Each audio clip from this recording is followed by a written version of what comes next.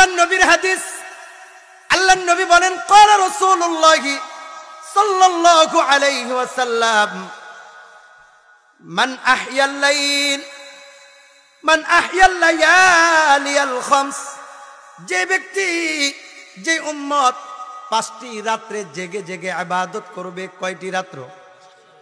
হাতটা উঠায় বলেন কয়টা রাত্র? 5টা রাত্র। সবাই হাত উঠান, সবাই উঠান। এ ঘুমাইতেছে, জাগাই দেন না। আয় বাবা ঘুমানকে, হাত উঠান, জোরে বলেন আল্লাহু আকবার। আরো জোরে বলেন আল্লাহু আকবার। এই আস্তে আওয়াজে হবে না, আল্লাহু আকবার। হাত নামান, আল্লাহ কবুল করুন, বলেন আমিন। আল্লাহর নবী বলতেছেন যে উম্মত 5টি রাত্র জেগে জেগে ইবাদত করবে, আল্লাহ তাআলা তার জন্য জান্নাতকে ওয়াজিব করে দিবে। এই জন্য আল্লাহর নবী বলতেছেন মান আহইয়াল লায়ালিয়াল খামস, যে উম্মত 5টা রাত্র জেগে জেগে ইবাদত করবে, ওয়াজাবাত লাহুল জান্নাহ, তার জন্য জান্নাতটা ওয়াজিব হয়ে যাবে। সুবহানাল্লাহ। এক রাত্র হলো লাইলাতুত তারউইয়া, জিলহজ মাসের 7 তারিখ দিবাগত রাত্র। 7 তারিখ দিবাগত রাত্র যে বান্দা, যে উম্মত জেগে জেগে ইবাদত করবে, এই ব্যক্তির জন্য জান্নাতের ঘোষণা। 2 নম্বর ওয়ালাইলাতুন নাহার, কুরবানির রাত্র। কুরবানির ঈদ আছে না? কুরবানির ঈদের আগের দিন রাত্র। 3 নম্বর ওয়ালাইলাতুল ফিতর, যেই দিন ঈদুল ফিতর, রোজার ঈদ আছে না? রোজার ঈদের আগের দিন রাত্র। আরবিতে রাত্র আগে আসে, দিন পরে আসে, সেই হিসাবে ঈদের রাত্র হলো আগের দিন রাত্র।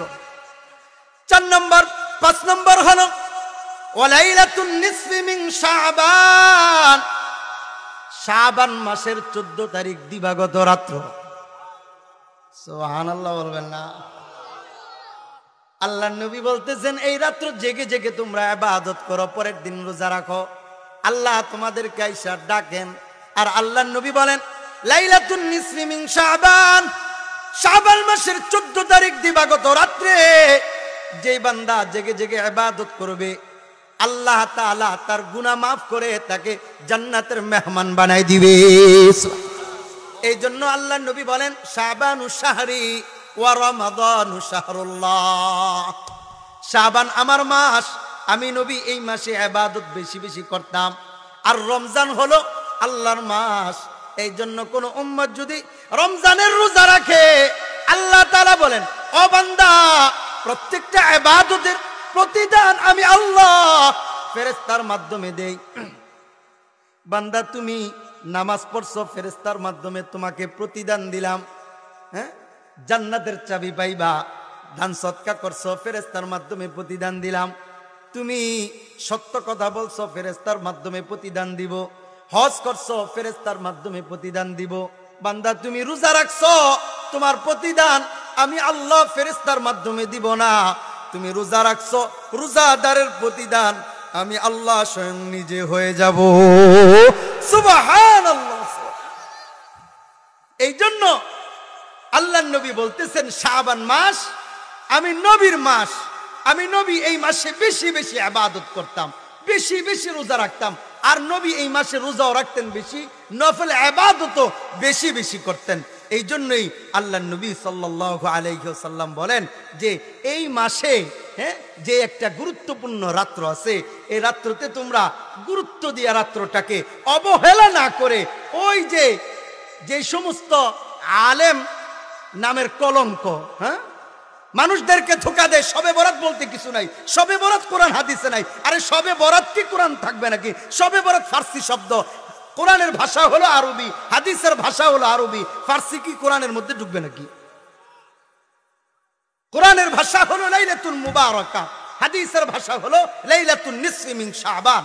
এই জন্য হাদিসের মধ্যে আসছে আল্লাহর নবী সাল্লাল্লাহু আলাইহি ওয়াসাল্লাম বলেন যেই বান্দা এই লাইলাতুল বারাআ, শবে বরাত বলি অথবা লাইলাতুল বারাআ বলি, এই রাত্রিতে যে ব্যক্তি ইবাদত করবে, আল্লাহ তাআলা তাদেরকে পুরা উম্মতদের জন্য আল্লাহ তাআলা সাধারণ একটা ক্ষমা ঘোষণা করেন। সুবহানাল্লাহ, সাধারণ ক্ষমা ঘোষণা করেন।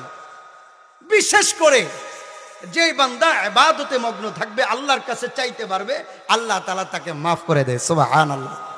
3 শ্রেণীর মানুষ ছাড়া। কয় শ্রেণীর মানুষ ছাড়া? এক শ্রেণীর মানুষ হলো হিংসুটে, যারা হিংসা করে, ভাই ভাইদের সাথে হিংসা করে, প্রতিবেশীর সাথে হিংসা করে, এলাকার মানুষের সাথে হিংসা করে, দলাদলি করে, হিংসাত্মক মনোভাব অন্তরে যারা লালন করে, এদেরকে আল্লাহ তাআলা মাফ করেন না। এই জন্য এই রাত্রির শিক্ষা হলো আমাদের অন্তরে যাদের হিংসা আছে, হিংসা দূর করে দেওয়া, 1 নম্বর। 2 নম্বর হলো আত্মীয়তার সম্পর্ক যারা ছিন্ন করে, তাদেরকে আল্লাহ মাফ করবেন না। বুঝাইতে পারছি? এই জন্য কারো যদি আত্মীয়দের সাথে সম্পর্ক না থেকে থাকে, তাহলে আজকে এবং কালকের মধ্যে তাদের সাথে খোঁজ খবর নিবেন, ফোন দিয়ে, ভাই ভুল আমার হয়েছে বা তোমার হয়েছে, আচ্ছা যাই হয়েছে তুমি মাফ করে দাও, আমিও মাফ করে দিয়েছি। কবরে যাইতে হবে, আল্লাহর সামনে দাঁড়াতে হবে, রাগ রাইখা লাভ কি? রাগ থাকলেও কবরে যাইতে হবে, রাগ না থাকলেও কবরে যাইতে হবে। এখন না হয় রাগ আছে, হাসরের ময়দানে তো দেখা হবে, আল্লাহ জান্নাতে নিলেও তো দেখা হবে। রাগ থাইকা লাভ কি? এখন না হয় রাগারাগি করে এলাকা থেকে দূরে সরাই দিলাম, বাড়ি থেকে দূরে সরাই দিলাম, জান্নাত থেকে তো আর দূরে সরাই দেওয়া যাবে না। দেওয়া যাবে নাকি? 3 নম্বর হলো মুশরিক। মুশরিকদেরকে আল্লাহ তাআলা মাফ করেন না। 3 শ্রেণীর মানুষকে আল্লাহ তাআলা এই রাত্রে মাফ করেন না, সবাইকে মাফ করেন। 1 নম্বর হিংসুটে, হিংসাত্মক মনোভাব যাদের মধ্যে থাকে। 2 নম্বর আত্মীয়তার সম্পর্ক যারা ছিন্ন করে। 3 নম্বর যারা মুশরিক, আল্লাহ তাদেরকে মাফ করেন না। এই জন্য ওমর ইবনুল খাত্তাব রাদিয়াল্লাহু তাআলা আনহু থেকে একটা হাদিস আছে। ওমর ইবনুল খাত্তাব রাদিয়াল্লাহু তাআলা আনহু এই রাত্রিতে একটা দোয়া পড়তেন, বিশেষ করে এই রাত্রিতে আসলে সম্ভব হলে খানায়ে কাবা তওয়াফ করতেন আর এই দোয়াটা পড়তেন। আর এমনিতেও যখন তওয়াফ করতেন না, তখন এই দোয়াটা পড়তেন, আল্লাহুম্মা ইন কুনতা কাতাবতানি ফি আহলি সাআদা ফাসবিতনি ফিহা। আল্লাহ, যদি সৌভাগ্যদের অন্তর্ভুক্ত আমি হয়ে থাকি, তাহলে এইটার মধ্যে রাখেন। অর্থাৎ ভালো মানুষের অন্তর্ভুক্ত যদি আমি হয়ে থাকি, ভালো মানুষের অন্তর্ভুক্ত আমাকে রাখেন। ওয়া ইন কুনতা কাতাবতা আলাইয়া যামবা ওয়াশ শাকওয়া, আর যদি খারাপ মানুষের অন্তর্ভুক্ত হয়ে থাকি, তাহলে ফামহুনি ওয়াসবিতনি ফি আহলি সাআদা, তাহলে আল্লাহ ভালো মানুষের অন্তর্ভুক্ত করে দিয়েন। কারণ ফাইন্নাকা তামহু মা তাশা ওয়া তুসবিত, আল্লাহ আপনি যা ইচ্ছা করেন তা মুছতে পারেন, আবার যা ইচ্ছা করেন তা স্থির রাখতে পারেন। ওয়া ইনদাকা উম্মুল কিতাব, কারণ সব চাবিকাঠি তো আপনার কাছেই। এই জন্য এই হাদিসের আলোকে বলা হয় যে তাকদীর এটা 2 প্রকারের। একটা হলো তাকদীর আজালি, যেটা আল্লাহ তাআলা লৌহে মাহফুজে লিখে রাখছেন। আরেকটা হলো তাকদীরে মুআল্লাক, যেটা ফেরেশতাদের হাতে দিয়েছেন। যেই তাকদীরের বিষয়টা ফেরেশতাদের হাতে দিয়েছেন আল্লাহ তাআলা, আজালি লিখে রাখেন নাই, ঝুলন্ত আছে। ওই কথাগুলা, ওই তাকদীরের বিষয়গুলা বান্দার দোয়ার মাধ্যমে, কর্মের মাধ্যমে পরিবর্তন হয়। এই জন্য কোরআনের আয়াত, ইন্নাল্লাহা লা ইউগাইয়িরু মা বিকওমিন হাত্তা ইউগাইয়িরু মা বিআনফুসিহিম, আল্লাহ তাআলা বান্দার অনেক বিষয়কে বান্দার আমল এবং আচার, আখলাক, চাল চলন, চরিত্রের মাধ্যমে আল্লাহ তাআলা পরিবর্তন করে দেন। এই জন্য আমার ভবিষ্যৎটা যেন ভালো হয়, এই জন্য এই রাত্রিতে বেশি বেশি কি করব?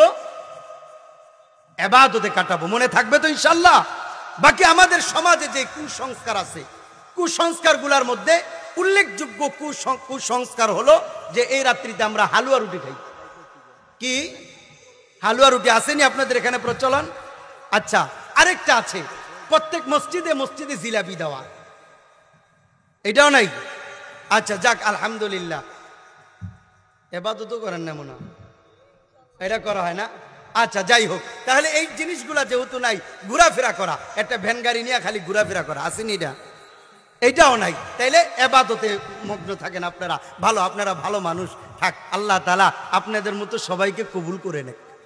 জোরে বলেন আমিন। তাহলে যথাসম্ভব ইবাদতে কাটাবো। মনে থাকবো তো ইনশাআল্লাহ? বাকি কোনো মানুষের কথায় কর্ণপাত না করে যে না এই রাত্রিতে ইবাদত করা লাগবে না, এই রাত্র বলতে কিছু নাই। আমার কথা হলো একটা, ভাই এই রাত্র বলতে কিছু নাই বুঝলাম, এটা তোমার কথা, তুমি বললা, কিন্তু ভাই যদি কেউ ইবাদত করে গুনাহ হবে নি? জোরে বলেন, ইবাদত করলে গুনাহ হবে? যেই জাতি ফজরের নামাজ পড়ে না, এই জাতিকে যদি একটা রাত্র জাগায় কোনো রকম ইবাদত করা যায়, খারাপ কি? এই রাত্রের উসিলা আরো সে আরো বেশি ইবাদত করবে, তাই না? রব আমাদেরকে কবুল করুন, বলেন আমিন। এই রাত্রের কদর বুঝে, এই রাত্রের মধ্যে আল্লাহ এবং তার রাসূলের পছন্দনীয় আমলগুলা করবার তৌফিক দান করুন, বলেন আমিন।